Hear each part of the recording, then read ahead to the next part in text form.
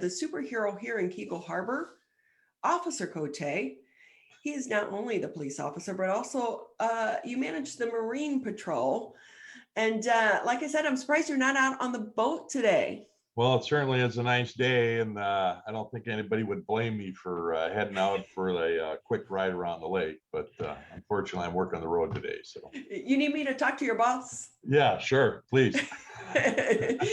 So with that as well, Officer Cote, I will say the weather's been crazy because we had snow a couple weeks ago. Now this weekend, it's not even Memorial Day, which really kind of is the unofficial kickoff to summer, but it's supposed to be at like up to 90 degrees out on the Yeah, water. 80, 85 to 90 degrees. So that's usually a good indication of what summer's going to be like. So with that, will you guys be out on the water? We will not be on the water this weekend unless there's an emergency. Normally, Memorial Day weekend is our first weekend out on the boat. And so with that, explain to people as well that maybe don't know what you do really when you're out patrolling, because we're so lucky to have you dedicated to Cass Lake. Well, we patrol Cass Lake. We patrol mainly the northeast section, which is a sandbar that covers our city. It's about 3/4 of a mile long. Um, Basically, our job and our function out there is just to make sure that safety is a priority.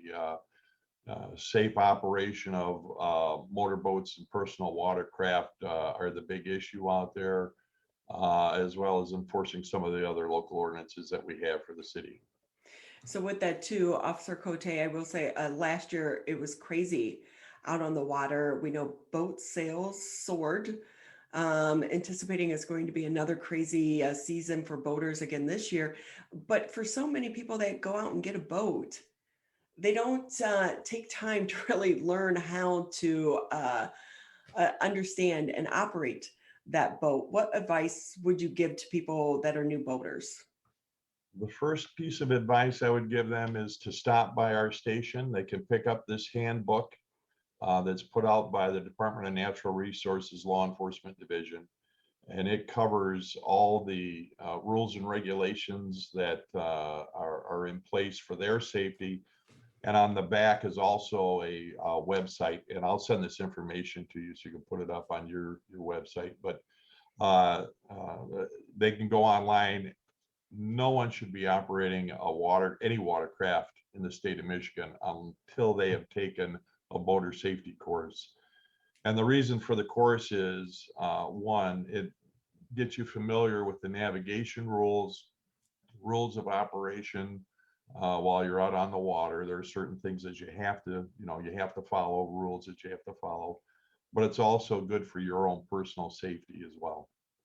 Yeah, seeing a lot of people last year, for so many, they just didn't really understand the rules, the regulations, and the courtesies about being out on the water. Do you have to have a separate license to operate a boat or a jet ski? Uh, well, you have to have a boater safety certificate, and that usually encompasses both motorboats and personal watercraft. But yeah, if you were born after midnight, December 31st of 1978, you are required by law to have a boater safety certificate in your possession while you're operating a personal watercraft in Michigan. So, what's the age for kids operating like jet skis? So kids can operate, 14 to 15 can operate with a boater safety certificate, and while in the presence of a parent or legal guardian that's at least 21 years of age or older, that also preferably has a boater safety certificate. From 16 on, as long as they have a boater safety certificate and a Michigan driver's license, then they can go ahead and operate the personal watercraft. Officer Jim Cote with us here on the MegaCast. He helps patrol Cass Lake here in the summertime. And with that, Officer Cote, what are the biggest violations that you see out on the water? Probably the biggest violations are slow and awake violations, and a majority of those are committed by operators of personal watercraft. Um, they call it the 100-foot rule. You have to be 100 feet away from any person, boat, dock, or thing in the water before you go above idle. Idle is considered the slow no wake speed. If you go above idle, then you're creating a wake, and that's a violation of the law. Huh. So just to be clear though, me and Flo, my Flamingo raft, I don't need a license for that. I'm cool out there in my raft. You are, yes.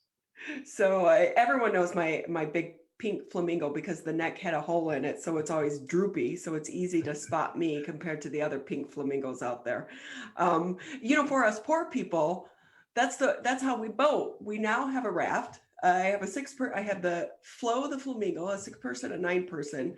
But the good thing about the sandbar for people such as myself that don't have a boat is you can enjoy the festivities without having the responsibility of a boat. But I will say it gets a little crazy out on the sandbar. And I feel for so many of those homeowners that are right there along that shoreline.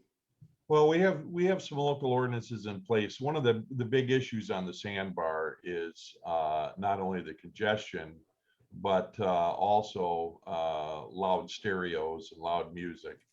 Um, the city has an ordinance that if your stereo is on, you're allowed to play music. It's not a problem. But the ordinance is very clear that if it can be heard from more than 50 feet away from your boat, it's a violation of the ordinance, and you're subject to a citation for that. How many citations do you actually issue in any given season? You're Uh, always pretty cool. Everyone knows you out on the water. yeah, I'm Mr. Popular. Every time it's funny, I make traffic stops during the day when I work the road, and people are like, "Oh, you're Officer Jim," That's how they know me out there. But yeah, I've done the patrol out there for 18 years, and I've gotten to know a lot of the folks out there, and we issue. It really depends on the situation. Uh, Probably one of the biggest enforcements we have is the slow and awake violation, because that's a safety issue for everyone out there. And the other issue is the loud stereos. And we do issue quite a few citations over the course of the summer for both. So with that, we do know that, of course, drinking alcohol goes kind of hand in hand for everyone out on the boats. I've been out with you before, and it's a party. It is a party out there, but people need to remember if you're going to be operating a boat, are the laws the same as operating a car on the They street are. when it comes to drinking and driving a boat? Yeah, they are. The blood alcohol level is 0.08, just like it is on a car. And you can be charged with operating a watercraft under the influence of alcohol or under the influence of narcotics or drugs. So the same rules apply on the water as they do on the road. And the penalties are the same. The only exception is that in the sentencing phase for an operating while intoxicated on a watercraft, is that the judge has the ability to suspend your right or your privilege to operate watercraft on any waters within the state of Michigan for up to 5 years. Whoa, no one wants to lose that, especially if you're paying for a boat. Yes, yes. And we have had a few cases where that's happened. So Officer Cote with us here on the MegaCast. He's the Marine Patrol unit. Are you still kind of a one-man band out there on the water? I know, wasn't your son joining you for a while? Yeah, my son was a reserve for about 5 years. He since went on to work for the Oakland County Sheriff's Office. So, but anyway, yeah, we have reserves that come out and work with us on occasion when they're available. Of course, that's a volunteer position, so it's kind of more up to their personal schedule when they're available. But other than that, we have a full, a fully certified police officer on the boat at all times. So with that, Officer Cote, how does it work if someone has an emergency out on the water? Who responds? If you're out there first, you'll respond, and then Oakland County can come in and assist? Yeah, we've had a number of situations where we've had drownings, boating accidents, or people getting injured, whether it's an accident that occurred out in the lake between two boats, or somebody getting injured on a boat. Generally, when we're out there, we're the first ones out there. Once we get to the scene, we assess what's going on, apply any first aid that's necessary, and make arrangements to coordinate EMS response, whether it's to the Dodge State Park in Waterford, or Marchbank Park in West Bloomfield, or somewhere along any one of the beaches in our city. It's just a matter of logistics and how crowded it is, how congested.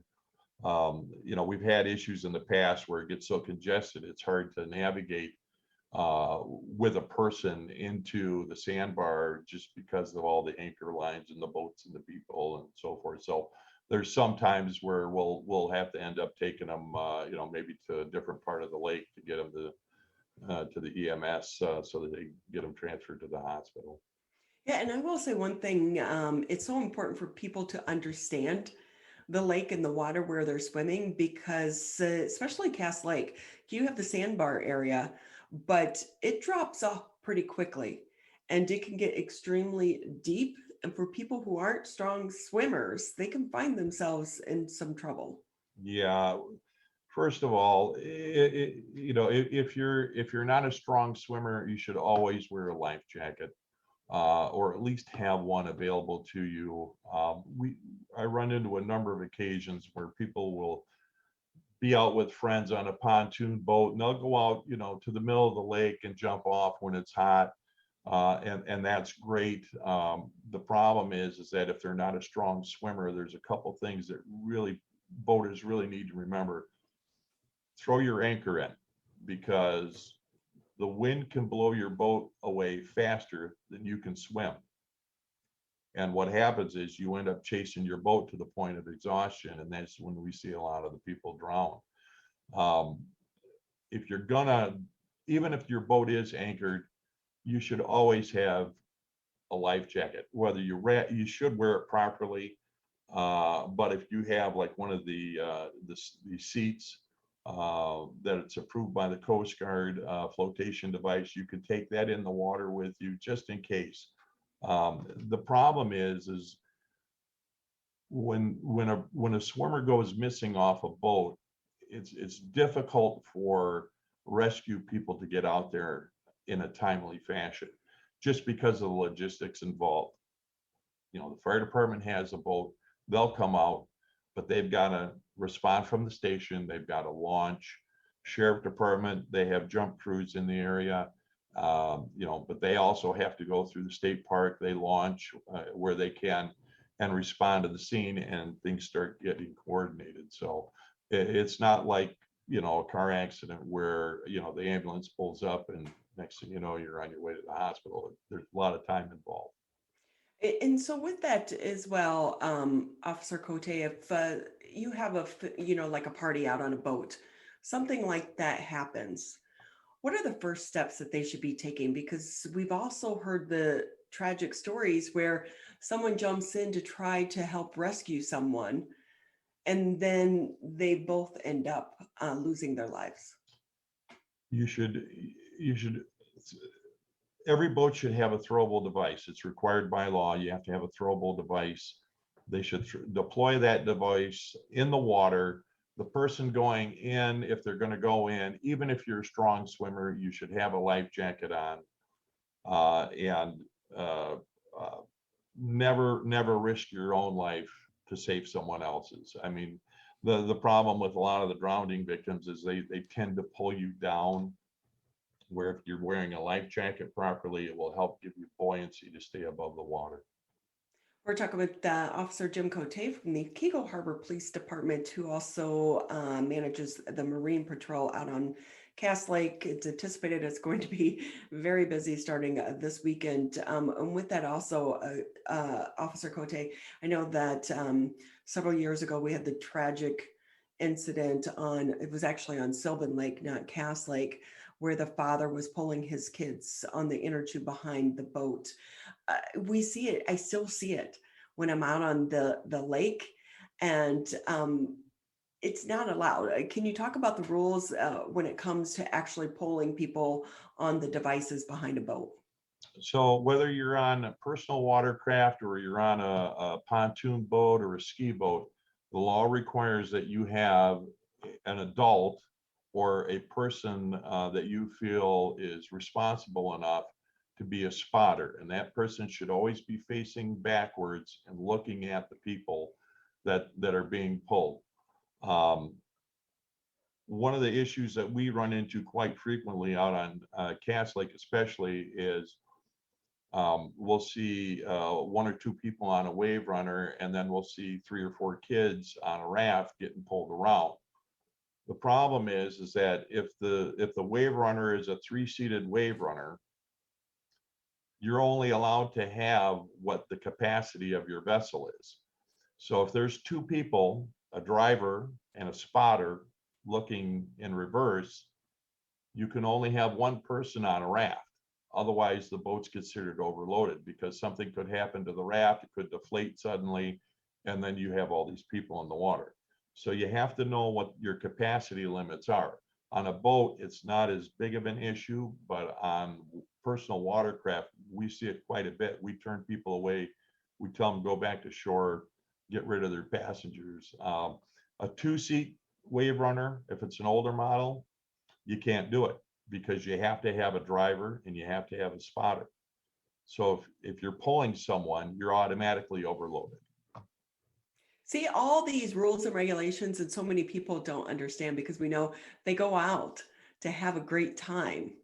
No Yeah, one anticipates having, accidents and injuries, but they can yeah. happen just like that. One of the, you know, we call it, the used car syndrome. People think they're buying a car and you get in it and you put it in reverse, you go, and then when you stop, you put it in park, and that's not the case. And it's not like driving a car. Boats handle very sloppily. Wave runners handle very sloppily, especially when they're at idle. They have very slow response steering, and it's something that you've got to be well versed in. And that's just it, know your watercraft, but also know the water as well. Correct. Be and stay safe. So, Officer Cote, great having you with us here on the show. Well, thank you for having me, and I hope everyone has a safe summer. I think it's going to be a hot summer, and I'll be looking for that big pink flamingo out there. Yeah, her name's Flo. Well, okay. All right. Officer Cote, great having you. And also, thanks for all you do for our community. People should know every time he's on the streets, he always has dog cookies with him, little Yeah. snacks. So, all the pets of Keego definitely appreciate it and appreciate your work. We know that last week was Police Week. And again, our appreciation to you and the team there at the Keego Harbor Police Department. Well, thank you.